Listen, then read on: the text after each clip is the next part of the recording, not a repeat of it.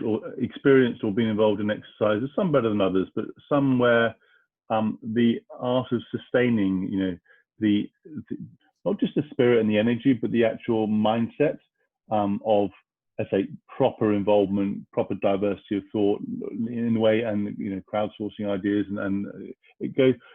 At worst, frankly, it's a one-off exercise, and then they go back to the traditional model. At best, it gets sustained. But I just wonder, from your experience, how you can sustain that approach so it's not a one-off. It becomes, if you like, a mindset, a way of thinking, and indeed a way of acting in the organization. Well, I think there are times when you have to, and I can't tell you how often this is. It's probably different by different industries and so on. But there are definitely times when you have to step back and do something that's as thorough and encompassing as what I've just described. But I don't think that's something you do every year.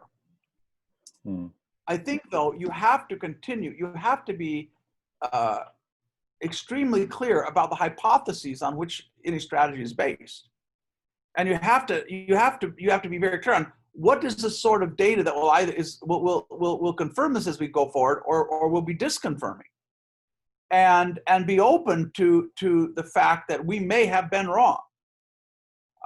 So that's kind of a mental attitude, I would say, that you have to recognize today as a leader that everything you believe about your business, the customer, technology, and your competitors is a mere hypothesis that must forever be open to disconfirmation. So even once you've done all this hard work, you have to treat it as a set of hypotheses. More generally, I think the challenge of keeping it evergreen is building a company-wide capacity for strategic experimentation, and making it extremely easy for people to launch new ideas. So we did a large survey with Harvard Business Review of 10,000 leaders around the world, and I have to look at the exact numbers. I can get them, but a vast majority said that new ideas in their organization were typically greeted with skepticism, if not outright hostility. And 92% said it was hard, if not impossible, for a first-line employee to launch an experiment aimed at testing a new product, solution, or anything kind of new and significant. And so that's a death knell, because the way you evolve anything complex is through experimentation. Yes. And there's a very famous British systems thinker, Ross Ashby, writing, I think maybe even the 50s, the 60s, Ross Ashby, but he formed this law, the law of requisite variety. And he basically said the capacity of a system to adapt depends on the breadth of experimentation. And if there's more variety in the environment around you than there is in your thinking or your experimentation, you lose, right? That only variety can meet variety. So if you're in a very,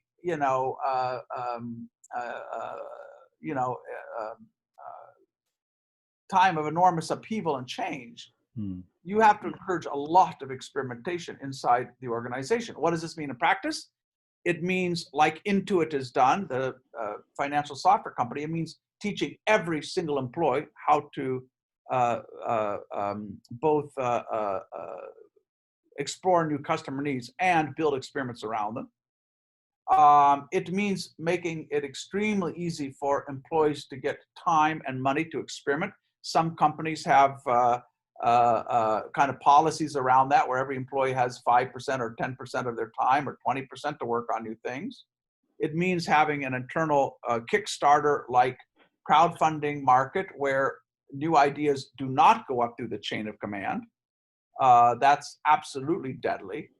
But where they get, where you just need a small group of peers to say, yeah, that's good enough, we're going to put some money behind that, and let's give it a chance. So those, I think, for me, those would be kind of the three most important things. You teach everybody how to be an innovator, and how to experiment. You decentralize the sources of experimental funding, and you at the top don't fall in love with your strategy, and you continue to be open to disconfirming evidence. One of the things one of the things it's kind of crazy making to me is that I've lived in Silicon Valley for a long time, and what I see there is that the average venture capitalist will look at anywhere between 1,000 and 5,000 business plans in a year. They'll have interviews with a few hundred would-be entrepreneurs, and they end up investing in a fund of, let's say, 10 to 20 companies, of which all but 2 or 3 will probably go bankrupt or will just kind of be, zombies. And then I look in large organizations. I ask them, so where are you creating? Just show me what is the process by which you are creating thousands of new ideas a year. And I don't mean crappy, half-developed things that people threw up somewhere, on an idea wiki. I mean, people kind of thought about this deeply, because when you're venture capitalist, not all these business plans are well written, but there's a template, and people kind of know today, you got to meet a certain standard anyway. And so, where's the process that is generating that kind of variety in your organization? And then secondly, what you discover in Silicon Valley is that there are many, many, many sources of capital. Even before Kickstarter and Indiegogo, you had thousands of angel investors, hundreds of VC firms, and it was likely that you would have to approach several before you found somebody who's willing to fund your venture. And yet, in most companies, there's one source of capital. Yes, yes. Or maybe there's a CEO slush fund somewhere. But I ask, this is, and that's why, you cannot separate strategy from resource allocation. These things are joined to the hip. And so if you have, if you have only one place to go for resources, it's equivalent to having one VC company in Silicon Valley, maybe led by Bill Gates, right? How much innovation would we ever seen if that was the case? And so that's why, when we work with companies, we work with them to distribute. And we did this, first of all, in Shell. We built the world's first internal innovation marketplace for Shell, which has, again, created billions of dollars of wealth for Shell and still exists. But that was the principle, that no single leader, including the CEO, can unilaterally kill an idea. And that no one should have to go up the chain of command to get a new idea funded. So if you want to know some of the practical things, those are some of the practical things. You have to crowdsource the problem, the challenge of strategy creation. You have to teach people how to think like innovators. You have to make it easy for them to try new things. And you have to diversify the sources of experimental funding. And, I used to kind of do a little survey, because I meet a lot of CEOs who tell me, oh, we're really serious about innovation. I go really? Well, let's do a test. Let's go down to frontline employees and ask them 3 questions. We'll ask them, first of all, has anybody trained you to think like a business innovator? No.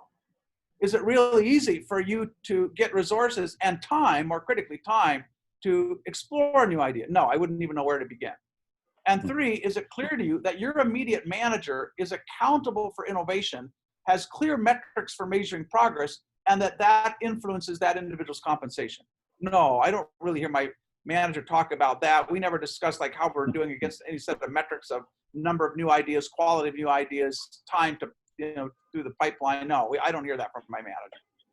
So then I have to go back to the CEO and say, you told me you were serious about this, but you haven't trained people how to do it. You don't make it easy, and you don't hold your leaders accountable. So perhaps you can explain to me how you use the word serious. Absolutely. So, I don't always get invited back. Yeah, you get the door quickly, but you get the door closed. but one of the it may be a flip side, but it prompts a number of questions. One specifically around if this sort of decentralization, experimentation, genuine empowerment with incentives and so on needs to sort of run through the organization, what's the most critical areas of focus and capability, therefore, for people right at the top then? Because lots of things they shouldn't be doing. What are the things, whether it's the CEO or the CEO's team, what are the most important things they should be doing in either setting strategy or making it happen? Well, yeah, I think it's mostly supporting and putting in place the open processes and the pro-innovation culture that supports this continual strategic exploration. And as I say, that can be punctuated at times. You know, you can say, listen, we really need to bring people together, think about this hard, get a clear sense of direction. And at times it may be more about just making sure you have enough experiments running. You know, Jeff Bezos said, I want to create the world's biggest laboratory. And that means doing more experiments than anybody else and doing them cheaper. And what's quite interesting, if you track back the genealogy of many of the new things that Amazon has done, including the biggest Amazon Web Services, this was not a board level, top level, big conversation about how is the world of computing changing? What can we do? How do we go from being a retailer to being a powerhouse in the cloud? None of that. It started with people 3 levels down saying, we have spare compute capacity. Maybe we could sell it. Let's see what happens. Now, in fairness, there was a parallel conversation going on about where they might leverage some of their core competencies in new areas. But it did not start out of some big, strategy powwow at the top. So I think the role of the CEO is to make sure, here's the question I'd ask a CEO. First test you can do is, do you actually have a strategy right now? And the easiest way to test that, to answer that question, or to test that, do you have a strategy right now, is to do the following. Take the top 10, 15, 20 people in the organization, whatever that number is, and ask them independently to answer the following question. What are the 3 to 4 ways we will reinvent ourselves and our industry over the next few years? What are the 3 to 4 ways we will reinvent ourselves and our industry over the next few years? And you ask each person to write that down in a series of short bullet points, not some long document, but you need to be able to say this quite concisely. And then you can stack all of those answers up and you test for 3 things. Number 1, is there any consensus? Even in highly diversified companies, you still need a consensus around where are the big collective strategies. And you have to have cabinet responsibility for delivering on those. You can't say, oh yeah, our CTO is leading our digital transformation effort. No, if digital is an important thing, everyone on the executive team is mutually and severally responsible for making that happen. Because no senior leader is going to control all the resources and capabilities needed to deliver on that. But the first question is, do we have consensus? Second question is, as I think about those answers, how will we reinvent ourselves in our industry? Do we have a point of view that is competitively unique? Or does this sound much like what I would have heard at the last industry conference, or the last thing I read from, some white paper from a consulting company, or that I would have garnered from our trade rag? So do we have a point of view that would surprise people? They go like, wow, I don't know. I didn't know what they think about that. That's interesting. And the third question is it clear to all of us what the implications are for action over the next 6 to 12 months? So we've folded the future back into the present, and it's very clear what's the critical migration path for moving forward. Now, at least when I've done that exercise in many companies, what you find is there is no consensus. The views are not competitively very differentiated. And there's a lot of confusion and ambiguity around, okay, what are the next few things we're going to do? So I think the first thing you do as a CEO is let's see if we have a strategy. And if the answer to those questions is no, then I think you've got to light up the whole organization with the sort of process I described, where as we did in Adidas, you are going as the CEO and you are putting your hand up and you're saying, I do not have the answers. One of the critical moments in the work we did at Adidas, so I said American way, but that we did at Adidas, was when Mark King on a video blog said to the entire organization, those of us on the executive committee, we've run out of ideas. Wow. How many Wow. CEOs are willing to admit that? But Yeah. it's the truth. It's the truth in every single company. But Yeah. how many are willing to admit it? And until you're willing to admit it, you are stuck. Until you're willing to admit it, you cannot turn on the innovation capacity of your entire organization. He said, we run out of ideas. Hmm. And so that's, you know, so you got to stand up and say that and say, guess what? All of us, every single person is responsible for helping to craft the future of our organization. But it's a very Strategy different framing, making isn't is it? Yes, very different framing and strategy involvement. making is a team sport. Yeah, yeah, And may the best ideas win.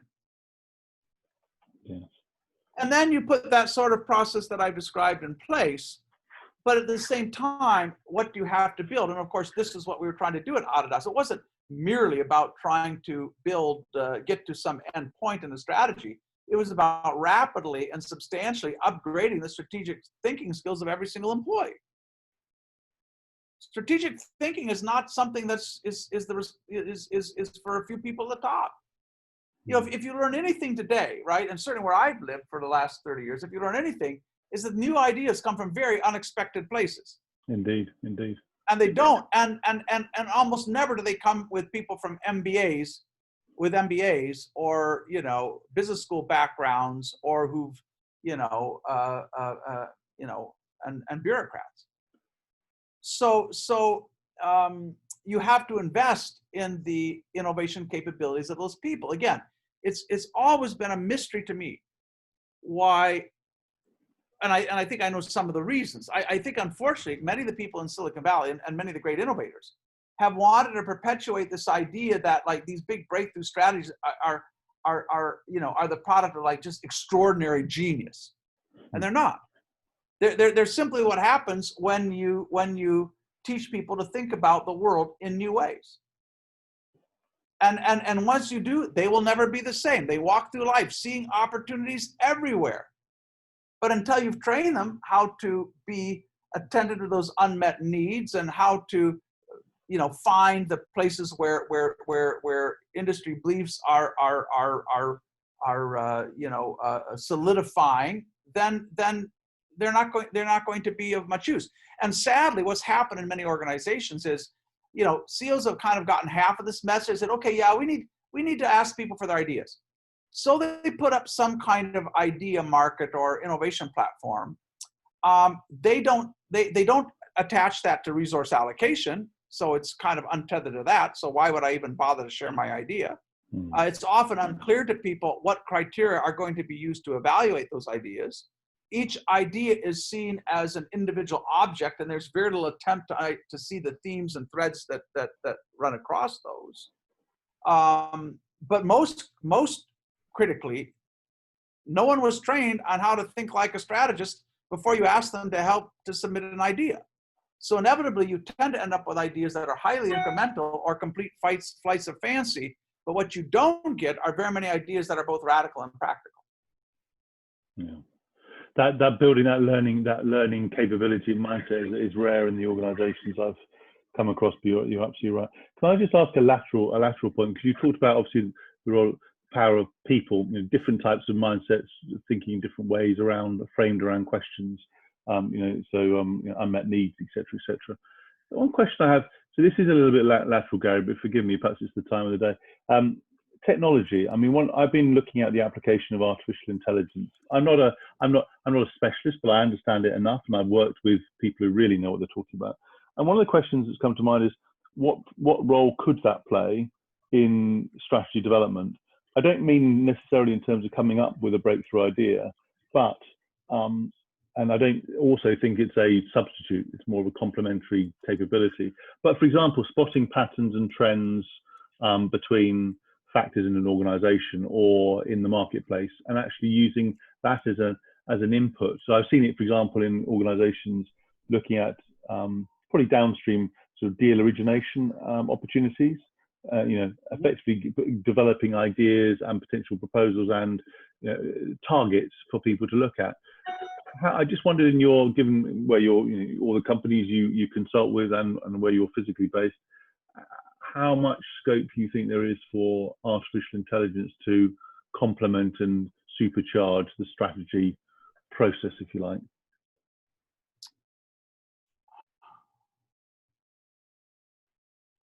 I think it's certainly possible that it can help one discover the velocity of emerging trends. It can certainly help you discover customer pain points.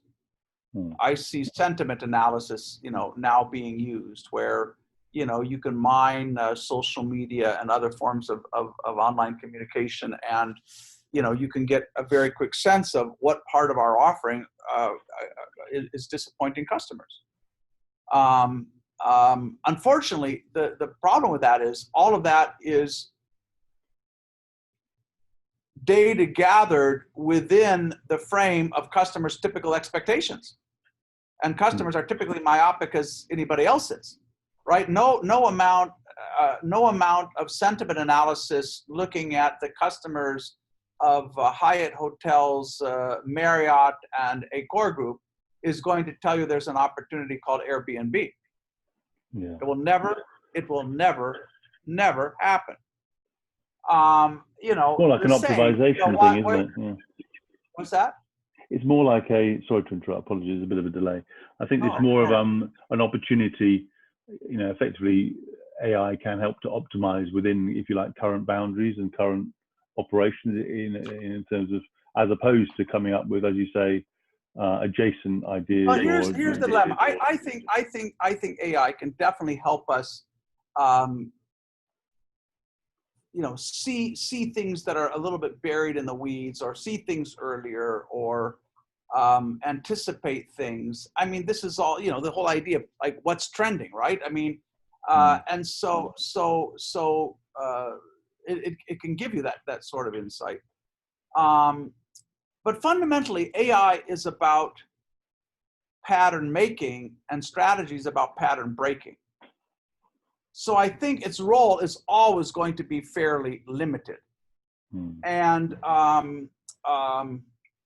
but nevertheless, I think it could be, it can definitely be an adjunct if you're trying to understand, how fast certain trends are taking shape, or where customers' thinking is. But I don't think it's going to be much help once you have some of that and saying, therefore what? That is the much, kind of tougher question. So it's kind of, when you see a groundbreaking strategy, and I've looked at a few in my lifetime, it's an interesting question to kind of work backwards and say, where would have AI helped you figure that thing out? Yes. Yeah.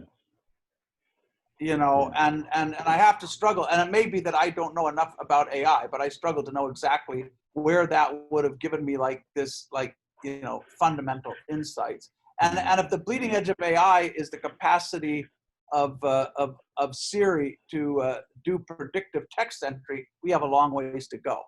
But that may not be the right benchmark. But so I think it's a useful adjunct. I don't think it's going to carry much of the load of actually, creating new opportunities. Having said that, technology is enormously helpful now. We did a project in a large Korean company where, for example, so the idea of finding what are the trends and finding what are the industry or the web generally is such a powerful medium for getting at things and finding things and going deeper and making links that it certainly is extraordinary aid to the process of discovery that is at the heart of creating strategy. But that work itself can be quite automated today. We were working in a Korean company where we had generated this large population of what we thought were fresh and deep insights, and we brought people together around tables. We had an enormous room filled with tables, and each table were 6 or 8 people, and beside each table was a large flat screen. And every couple of minutes, the flat screen would randomly bring up a technology discontinuity, a customer need, an industry dogma, it would throw those things up on the screen, and the team would have a few minutes to say, okay, therefore what? What's the opportunity? And we generated in a few hours more genuinely novel, again, stratlets or baby strategies than a traditional strategy process would generate in a century. So there's things you can do with technology, and so on that you simply couldn't have done a few years ago. And we were using that. I remember dragging servers into Shell before anybody thought about the internet, and trying to connect large groups of people together so we could share this kind of knowledge. It's one of the dilemmas that we have found in our work. And by the way, we ended up building our own platform to do this because we looked at everything that was out there, from Slack to Basecamp to Microsoft Teams and so on. And virtually all the so-called collaborative technologies that are out there are basically teamware or projectware. They're ways of people to share calendars, share documents, set up meetings, but they're really not. So we built our own platform called CrowdLab that we built to allow, and in fact, right now we have 80,000 people at Apple on this platform. Wow. Sorry, 70,000 people at Apple on this platform. And we use it other places like Burberry and so on. But yeah, it's the technology. I mean, we can do things today. What might have taken us 6 months or a year to do at Nokia in the 1990s, we can do in 6 or 7 weeks today. So we can turn months into weeks, and just get and now the number of people that you can involve is almost limitless. I think of what I'm the chief transformation officer at Haier, the Chinese appliance maker. Yes. And they've built something they call the Haier Open Platform Ecosystem. And when they launch, almost every new product they do now is launched as an idea in the wild, and they will have often 100,000 comments on that idea as they're developing it. And so just the ability, and equally anybody in the world can post. I think, even though I do believe, let me see if I can bring things maybe to a point here in a way. I do believe that strategy is important because I still believe consistency matters. In other words, you could argue, well, why don't we just let everybody just experiment? The things that work, we'll just go forward, and the things that don't, they don't. Well, that's fine, except there are things in organizations where if you want to build a leadership position, you have to act in a fairly consistent way over a fairly long period of time. Right? That's not true everywhere, but it's true in a lot of places. One of the most spectacular examples of that, truly spectacular, and I don't know why it hasn't gotten more attention, is the fact that over the last 12 years, Apple has become probably the best chip design company in the world. Having never really had that capability. And it started with a 2008 acquisition, and they've just systematically built the talent, recruited the talent, built the capabilities, and with every year, their silicon becomes more central in their products because they asked exactly the question you needed to ask all back in the core competence days, which is, what capabilities are most critical to creating differentiation for the customer?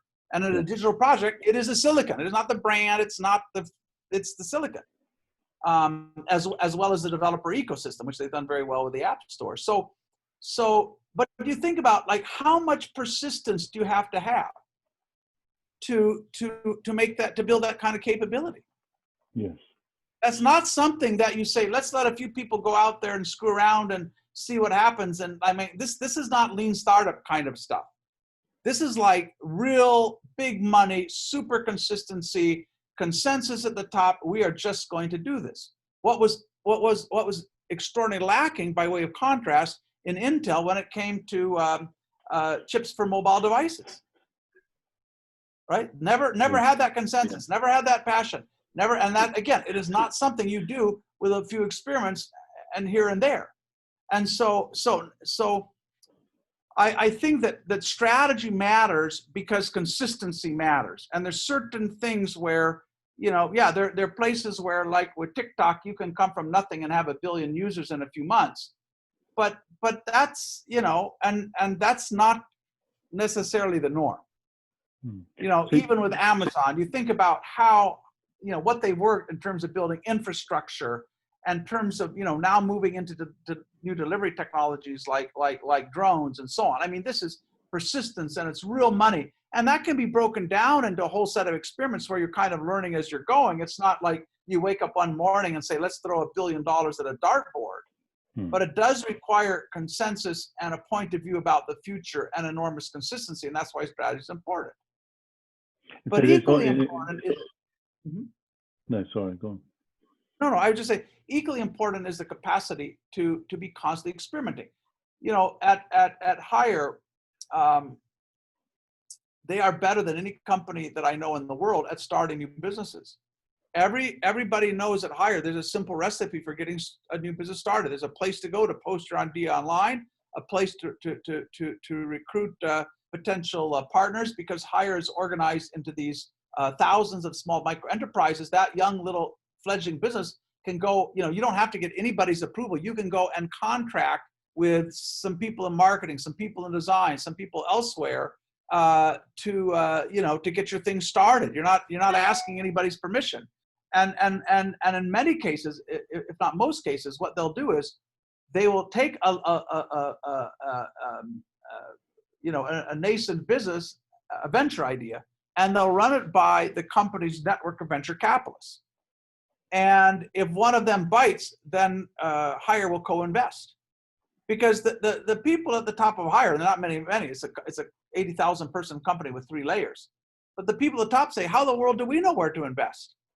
Like how would we know? So let's go and ask, let's go run this around some really smart people. And if somebody says, yeah, this could be worthwhile, we'll co-invest with an option to buy out at a particular valuation. But we're certainly not going to, we're not capable of making these big resource allocation decisions. By the way, there's an entire extraordinary literature on how screwed up resource allocation is in most companies. And the long and short of that is that basically resources go to the businesses that have the most power, that are either the biggest or where they're the most deep and powerful personal connections between the head of the business and the CEO and the CFO. Yeah.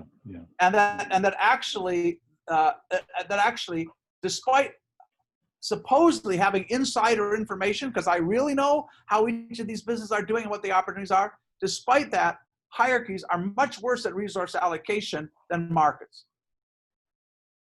And I devote a whole chapter in the new book. But I wrote, I think, the first article about that years and years ago, called Bringing Silicon Valley Inside, and how do you move from resource allocation to resource attraction, where ideas either attract resources from across the organization, they don't. But nobody's sitting there in all their wisdom saying, but having said that, you do need a process that from time to time can build the deep consensus you need to do something really big and difficult. Yeah, so you have a continual experimentation mindset and process, but when you place a bet, you go deep on it and you make it happen, and you keep experimenting along the way, but you sort of have that execution sort of mindset of making stuff happen at scale, as opposed to having 1,000 flowers bloom and then not taking formats or experiments to scale. The one thing that struck me, Gary, throughout this is because I think sometimes what I'm going to say is missing from strategy, practice, or sometimes research, which is this is about a model, but the mindset of the leaders and the individuals, leaders who are willing to learn, encourage a learning sort of capability, willing to encourage participation across the organization, a large degree of humility about the strengths, weaknesses, of the weaknesses of the organization and their place in the industry. And what I see is missing sometimes is that sort of behavioral understanding of how people think, don't think, act, their biases, their motivations. Sometimes it comes across as a little bit too analytical and textbook as a process, yet actually what you've been talking about is how do leaders encourage the right participation, involvement, experimentation. Also, how do they break down, and clearly this is the topic, one of the major topics of your book, how do you break down the barriers to either smart resource allocation, break down the barriers to collaboration internally, externally, but being, frankly, especially in traditional organizations, frankly, cutting through it to make sure that the best ideas feed through and get backed and to scale and then to shareholder value? I think that's exactly right. And so the work of the CEO is not to create strategy, but to ensure that individuals have the skills and the platform and the freedom that allow them to create strategy, and to ensure that the threads of that work do come together in some coherent way. I'm not arguing that, the solution, and some have, but the solution is, let, just as you say, let 1,000 flowers bloom. I don't think so. But it's certainly part of it. So you kind of have to think about this as pillars and pilots. So you need some big pillars that you're all, we know these are the big consistent bets that we're going to make that build long-term capability, long-term market advantage, that are very difficult for rivals to imitate. But we're also going to be running lots and lots and lots of pilots. Yes. And sometimes those pilots are going to challenge the pillars. Sometimes they're going to say, gee, we either need to build a new pillar, or maybe maybe that's not really a pillar after all. But you need both. And it's kind of interesting to me. I haven't really followed very much of the work on strategy, even though I'm a fellow of the Strategic Management Society. I haven't really followed any of that for quite some time, because I think by luck or happenstance, I stumbled on a way of creating strategy that I think works and is consistent with the challenges of creating strategy in a highly complex world. And yet, I haven't seen many companies that have really done much to move in that direction. So I've kind of given up a little bit on strategy. And I think if you look at, and it'd be an interesting exercise if you wanted to do it, if you went back and looked at the last 20 or 30 years of the Strategic Management Journal, I think in the early years there was enormous focus on strategy process, and then it moved to more to, like, as I say, competitive advantage and competitive position and industry structure. But I don't know that there's much that's being written now. In fact, I'm quite sure there's not much that's being written now that's creative about, how do you in this environment create strategies that are robust, that are differentiated, that are deeply understood. I think in a sense, companies have not really made very much progress over a long time in thinking about this. I'd be happy to be proven wrong. But no, it's interesting. A couple of other people I've talked to have sort of said in the strategy field that it's become increasingly special. This happens right in terms of maturity, capabilities, and skill sets, and professions. Indeed, has become back to your point right at the beginning about consultancies. One of the frustrations I've had as being 25-year person in consultancies, I've actually worked across virtually all industries, and clients have loved it, but my internal focus was increasingly in a smaller silo. That's one of the reasons I thought I want to try and do something else. And frankly, the more senior you become as a partner, the more incentivized you are to work with a single client in many cases, which goes against every mindset you have. Well, unfortunately, I've worked with a lot of consulting companies and consultants over the years, and the people who tend to get hired and promoted in those organizations are very strong analytically, but not always the sorts of people, I think, who are very good at lateral thinking and kind of leaps of imagination of the sort that is required, I think, today to create strategy.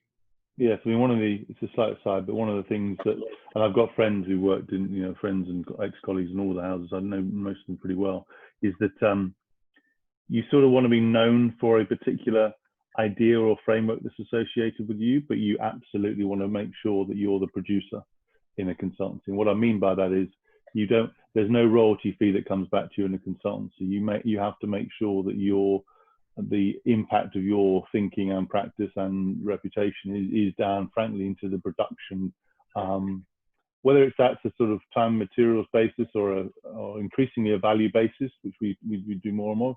You want to make sure that you have the ideas. You don't want to be the innovator. You want to be the producer. Well, for all the years that I was doing this work, and continues, I think in every case, we've put a big chunk of our fees at risk on market-based outcomes. Right. If this doesn't grow the top line, if it doesn't grow margins, we don't get paid much. And I don't know how many consultants are willing to do that. And not much apart from on the cost side. The cost is very well, common. The cost side is kind of fairly easy because anybody can wield an axe. Yeah, exactly. But on the values, on the sort of value, upside value, it's very relatively rare. And I wrote a smaller piece in HBR on this a few years ago. It's relatively rare, actually.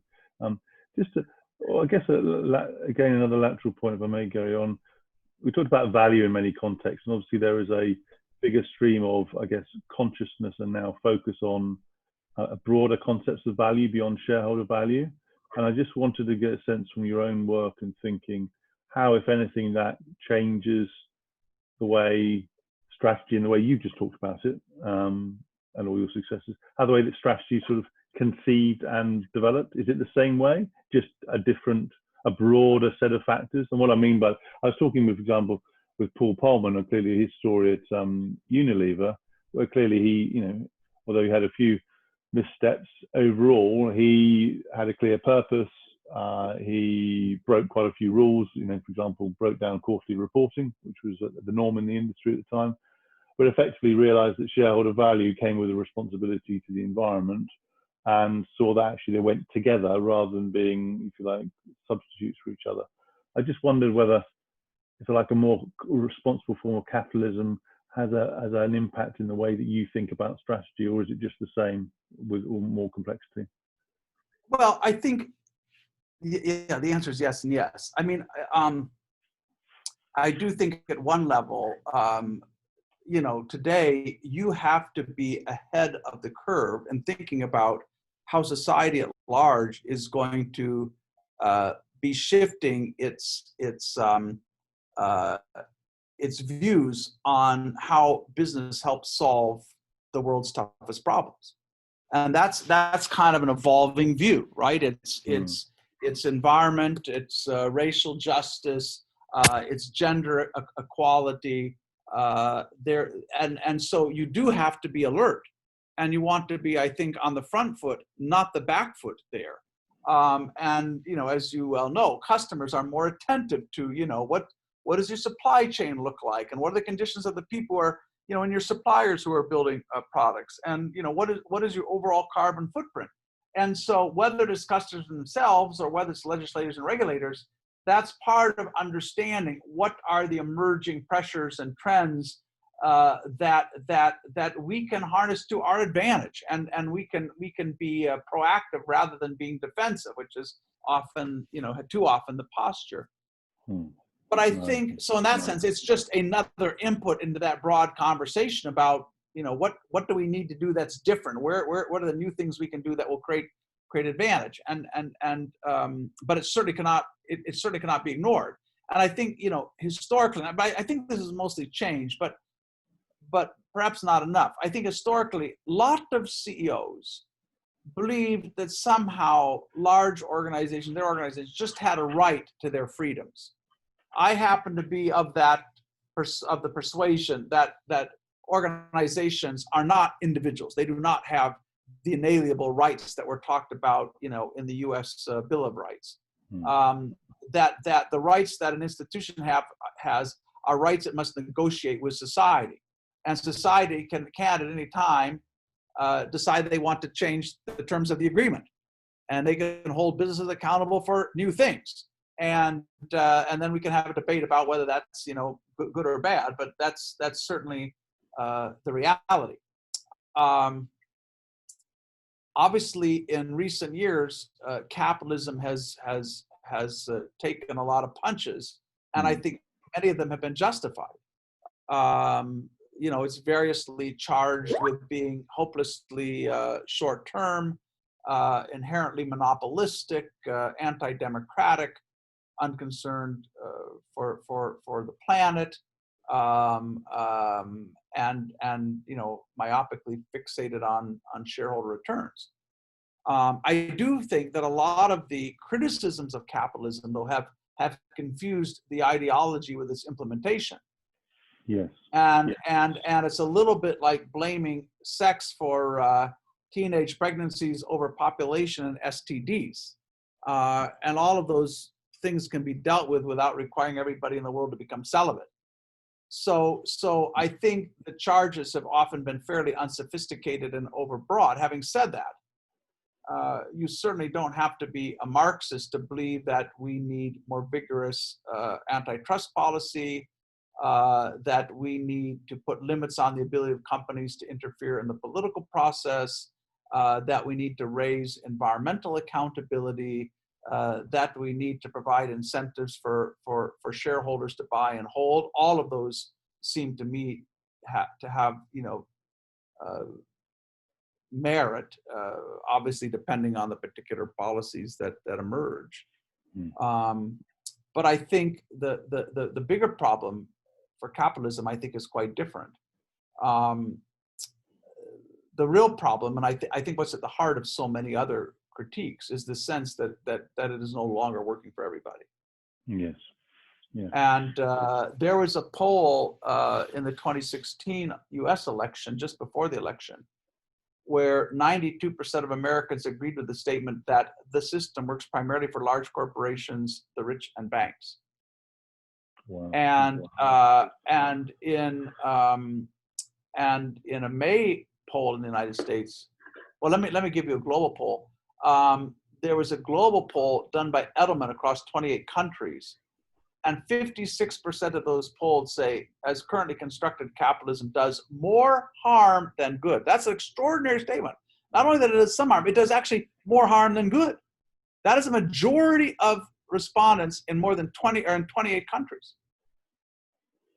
And when you kind of pick that apart, you understand why they would believe that. You see that across the world, income inequality is going up. Investors and entrepreneurs have done extraordinarily well. Middle and mid and lower income earners have done have watched their incomes decline. Middle and low earners have watched their incomes decline. And there are an increasing number of people who just, well, and we know as a fact that since the Second World War, with each passing generation, a smaller percentage of young people have made it into the middle class. And if there was one promise that held democratic, or if there's one promise that legitimized democratic capitalism, it was the promise that with hard work and sacrifice, anybody can better their position. Indeed. And now there are many people who no longer find that promise credible. And they are the people that elected Donald Trump. They are the people who lined up for Bernie Sanders at Bernie Sanders rallies and believe that socialism deserves another chance. They are the northern voters in the UK that switched from long-term Labour strongholds to vote for Boris Johnson. They're the young people who, despite his extraordinary imperfections, were still willing to give Jeremy Corbyn a chance. They're the people that are out in the Yellow Jackets in France and the Five-Star Movement. Wherever you look, you see this. It has nothing to do with left and right. Now, unfortunately, both left and right are very happy to take the frustration and channel it for political advantage, which has the only, the only effect of which is to create more dissent and division in society. But certainly what we are arguing in our new book is that the fundamental problem is that every employee, every human being seeks dignity and opportunity and equity. And that the way our organizations have been constructed makes it very difficult for millions and millions of people to find those things at work. And that's not a conjecture, that's the fact. When Gallup tells you that only 17% of employees around the world are engaged in their work, and why every CEO is not lying awake all night, ask themselves how to change that, I have not a clue, but that data has not changed in about 60 years. Indeed, yeah, indeed. Or when I look at UK data that says that since the 1990s, the task discretion that the average employee in the UK has been going down rather than up. They're like, how in the world is that happening? They're like, has everybody in the UK gotten stupider and we have to put more constraints around them? Is that what's going on? Or when you see that the number of bureaucrats and administrators and managers in the US economy has gone up by more than 100%, more than doubled in the last 30 years, while all other job categories went up by 50%. Or you see data that says only 1 in 5 employees believe their opinions matter at work, and only 1 in 10 has the freedom to experiment with new things. You say, we have a problem here. Absolutely. And you know, that is the legacy of bureaucracy. It's the legacy of a social technology that was invented in the 19th century when most employees were illiterate, that elevated managers and executives over ordinary workers, that sought to maximize compliance, not contribution, and has yet somehow remained the standard operating system for virtually every organization on the planet. Yeah. And that's what we think needs to change, because we think that if you do not find dignity and opportunity and equity at work, and therefore, if you fail to change that 17%, if you fail to unleash the latent imagination and initiative of every human being, there's no way we will solve the social divisions we have today. There's no way we will start to make incomes grow again. There's no way we will reverse the declining productivity growth across the OECD. And there's no way we will solve the toughest problem we have in front of us, because we can't solve them if we're wasting vast quantities of human capabilities. So, yeah, indeed, such a waste. Wow, that's very powerful and very moving, and evidence-based, I know, but that's very striking. Gary, you've been incredibly generous with your insights. Yeah.